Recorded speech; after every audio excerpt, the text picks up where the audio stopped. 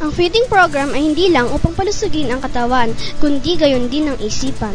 Sa pangungusap na ito, nakabatay ang layunin ng Camtino Elementary School sa pagpapakain ng 271 mga undernourished na mag-aaral sa taunang feeding program nito na formal nang sinimulan ngayong buwan ng nutrisyon.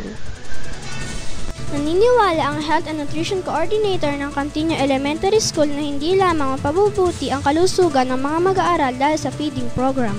Makatutulong din anya ito upang maiangat ang performance ng mga bata sa silid-aralan na pinatutunayan ng maraming pag-aaral na nagsasabi sa direktang relasyon ng nutrition sa academic performance ng mga mag-aaral.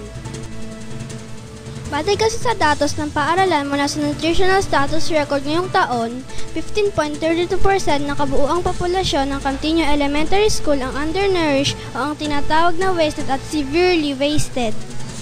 Pansin-pansin na 80% sa mga napabilang sa ganitong kategorya ay may mababang academic performance na ibinatay sa kanilang general average noong nakaraang taon.